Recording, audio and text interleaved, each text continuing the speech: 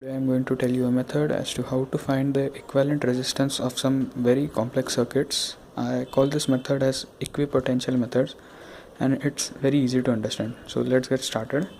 First of all, I'll tell you about a concept that is of short circuiting wire. So first of all, a short circuiting wire is nothing but a wire with resistance equal to 0. That is a wire that allows current to flow without any resistance. Okay, so why this concept is useful, let us see. Let's consider a short circuiting wire. Let's consider 2 points A and B on it. Okay, let current I flow through it. So potential drop across points A and B according to Ohm's law would be VB minus VA equal to I into resistance of wire AB. Okay, but now as the resistance of wire is 0, so VA minus VB equal to 0, so VB equal to VA. So the important concept is that on a short circuiting wire, the potential of all the points is equal.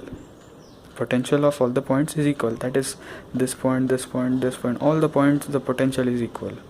Okay, so how this method can be used to find equivalent resistance, let us see through an basic problem first, then we'll go on to a complex one. Okay, so the problem is calculate the equivalent resistance across points A and point B. Okay, so at the first look of this circuit, we see that the resistances are in series and we directly write the answer as 3R, but that is completely wrong, because here the short circuiting wires or the wires affect the result. So how they affect the result, let us have a look. Let the potential of this point be A. So this is a short circuiting wire, so the potential of this point will also be A because it lies on the same wire. So, okay. Let the potential of this point be B. So the potential of this point will also be B as it lies on the same wire. See, now look at this resistance R. It lies between points A and point B. Between A and B. Okay, now look at this resistance R over here. It also lies between point A and point B. Now this resistance R over here, again it lies between point A and point B. So this equivalent diagram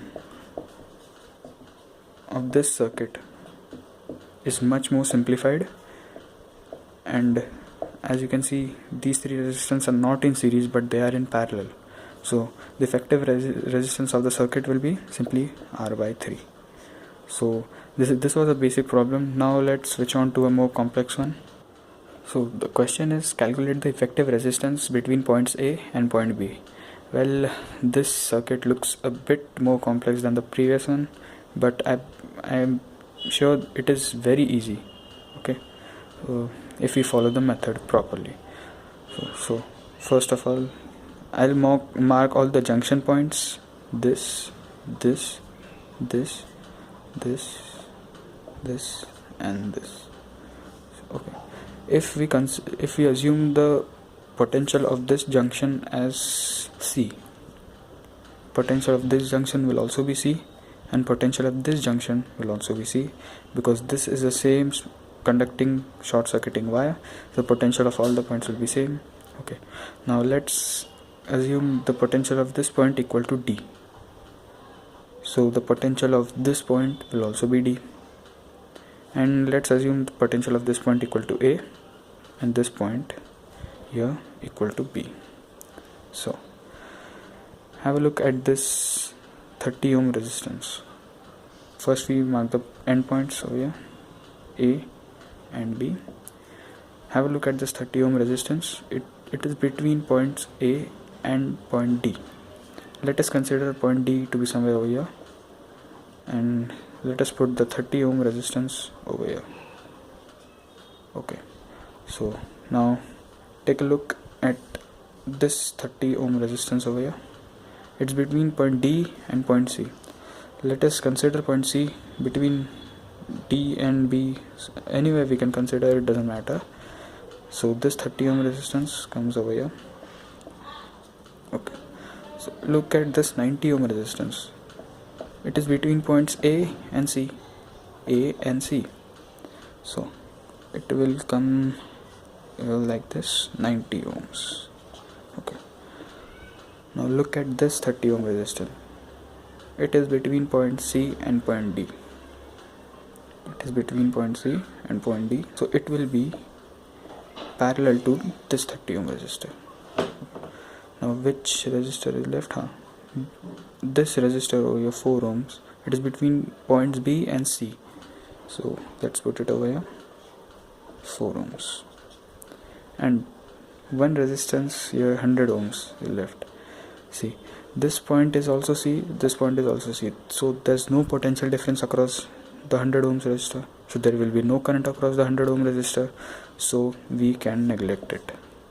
Okay. Now this very complex diagram has been reduced to this very simplified diagram. So this is very simplified diagram and we can calculate the effective resistance very easily. Let's do it. This 30 and 30 are in parallel, so their equivalent will be 1 by 30 plus 1 by 30 equal to 1 by R. So the R equal to 15. 30, these two will be substituted as 15. This is 90 and this is 4. This was point A, this was point D, this point C, this was point B. So these two are in series, so this will reduce to 45. So 45 and 45 and 90 are in parallel. So 1 by 45 plus 1 by 90 equal to 1 by R. So this will be 2 by 90 and this is R would be 30. So 30 and 4. Point A, point C and point B. Now simply these two are in series, so the answer would be 30 plus 4, which is equal to 34 ohms. As you can see, this very complex question is converted into this simplified one. So this method is very effective in calculating effective resistance across 2 points in a complex circuit without using Kirchhoff's laws or any complex equations. So I hope it helps. Thank you.